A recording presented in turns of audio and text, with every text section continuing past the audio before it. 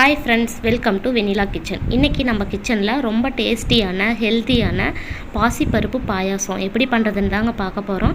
இது உடம்புக்கு ரொம்பவே ஹெல்த்தியான ஒன்றுங்க.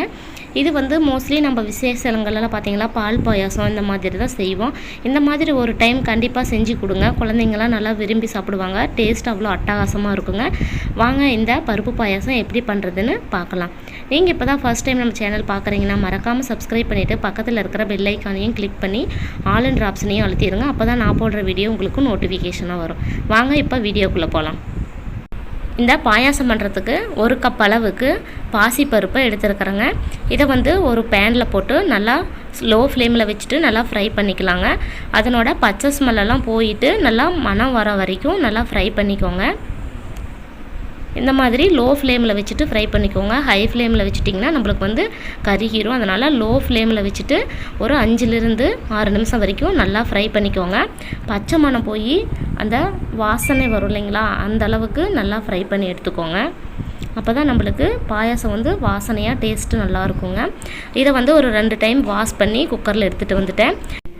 1 கப் பாசிப்பருப்புக்கு 4 கப் அளவுக்கு தண்ணி சேர்த்துக்கோங்க. அளவு சரியாக இருக்கும். அப்போ தான் நம்மளுக்கு பாயாசத்தில் தண்ணி ஊற்ற வேண்டியதில் இந்த தண்ணியே போதுங்க.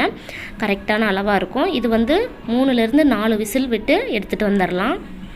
எந்த அளவுக்கு நம்மளுக்கு நல்லா வெந்து வருதோ அந்த அளவுக்கு பாயாசம் சூப்பராக இருக்குங்க. குக்கர் மூடி போட்டு லாக் பண்ணிடலாங்க. இது 3-4 விசில் வரைக்கும் வரட்டும். இது ஒரு ஓரமாக இருக்கட்டும். அதுக்குள்ளார நம்ம வெள்ளை பாகு ரெடி பண்ணிடலாங்க. ஒரு பேன் ஒன்று வச்சுக்கோங்க. அதில் 1.5 கப் அளவுக்கு நல்லா பொடிச்ச வெல்லம் எடுத்துக்கோங்க. 1 கப் பாசிப்பருப்புக்கு 1.5 கப் வெல்லம் அளவு சரியாக இருக்குங்க. டேஸ்ட்டு கரெக்டாக இருக்கும். உங்களுக்கு இனிப்பு இன்னும் கொஞ்சம் கூடுதலாக வேணும்னா நீங்கள் இன்னொரு 1/4 கப் கூட சேர்த்துக்கோங்க. இது கரெக்டான அளவாக இருக்கும். சேர்த்துட்டு இதுக்கு 3/4 கப் அளவுக்கு தண்ணி சேர்த்து நல்லா கொதிக்க வச்சிடலாங்க. இதுக்கு பாகு பதம்லாம் வரணுங்கிற கம்பி பதம் இந்த மாதிரி வரணுங்கிற அவசியம் இல்லைங்க. எல்லா வெல்லமும் நல்லா கரைஞ்சி வந்தாலே போதும். பாருங்கள், இன்னும் கொஞ்சம் நேரம் கரையட்டும். வெல்லமெல்லாம் இன்னும் கொஞ்சம் இருக்குது. எல்லாமே கரைஞ்சி வந்தது பிறகு நம்ம வடிகட்டி எடுத்து வச்சிடலாங்க. எல்லா வெல்லமும் நல்லா கரைஞ்சி வந்துருச்சுங்க. இதை ஒரு ஃபில்டர் வச்சு நம்ம வடிகட்டி எடுத்துடலாம். அதில் மண்ணு தூசி இதெல்லாம் இருக்கும். அதனால் வடிகட்டி எடுத்து வச்சிடலாங்க.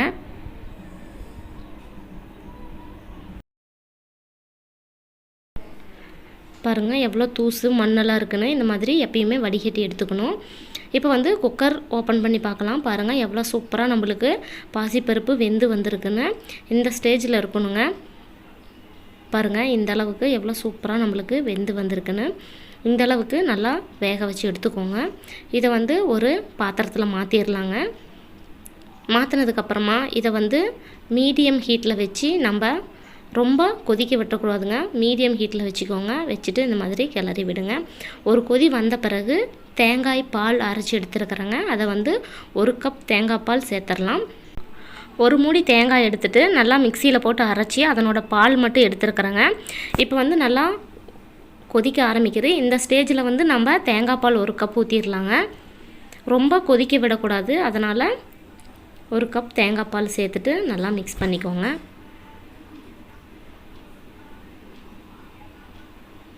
சேர்த்துட்டு எல்லாத்தையும் ஒரு வாட்டி நல்லா மிக்ஸ் பண்ணிக்கலாம். தேங்காய் பால் சேர்த்ததுக்கப்புறமா ரொம்ப கெட்டியாக இருக்கிற மாதிரி இருந்துச்சுன்னா நீங்கள் கொஞ்சமாக 1/4 கப் 1/2 கப் அளவுக்கு தண்ணி கூட ஆட் பண்ணிக்கலாங்க. ஒன்றும் பிரச்சனை இல்லை, நல்லாவே இருக்கும். நான் இன்றைக்கி தண்ணி எதுவும் ஆட் பண்ணல. பாருங்கள், இது கொதித்து வந்த பிறகு நம்ம ஃபில்டர் பண்ணி வச்சுருந்த பாகுவை உள்ளே சேர்த்துடலாங்க. வெள்ளை பாகுவை உள்ளே சேர்த்துடலாம். சேர்த்துட்டு நல்லா மிக்ஸ் பண்ணிக்கோங்க.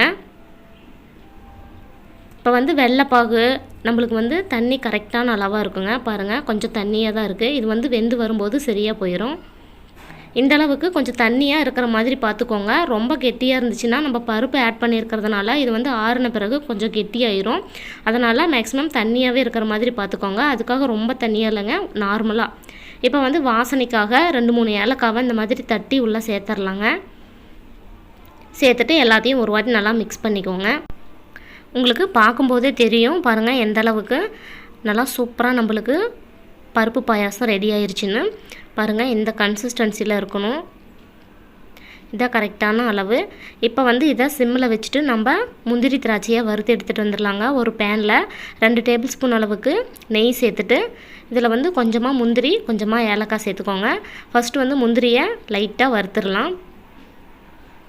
இந்த மாதிரி லைட்டாக வறுத்ததுக்கப்புறமா ஏலக்காவை சேர்த்துடலாம். ஏன்னா நம்மளுக்கு வந்து முந்திரி கொஞ்சம் நேரம் வேகணும். அதனால் ரெண்டையும் ஒன்றா சேர்த்துட்டிங்கன்னா ஏலக்காய் வந்து சீக்கிரமாக வெந்துடும். இப்போ ஏலக்காவையும் சேர்த்துட்டு எல்லாத்தையும் நல்லா ஃப்ரை பண்ணதுக்கப்புறமா லைட்டாக ப்ரௌன் கலர் வந்துருச்சு. இதை வந்து எடுத்து நம்ம பாயாசத்தில் ஊற்றிடலாங்க. பாயாசத்தில் சேர்த்துட்டு இதை வந்து ஒரு வாட்டி நல்லா மிக்ஸ் பண்ணிக்கலாம். எல்லாத்தையும் நல்லா கலந்ததுக்கப்புறமா 1 நிமிஷம் போல் லோ ஃப்ளேமில் வச்சுட்டு அதுக்கப்புறம் நம்ம ஸ்டவ் ஆஃப் பண்ணிடலாங்க. இல்லைன்னா இப்போயே கூட நீங்கள் ஸ்டவ் ஆஃப் பண்ணிவிட்டு சர்வ் பண்ணலாம். டேஸ்ட்டு நல்லா இருக்குங்க. அவ்வளோ சூப்பராக இருக்கும். அவ்வளோதான், நம்மளுக்கு டேஸ்டியான பருப்பு பாயாசம் ரெடி பண்ணியாச்சு.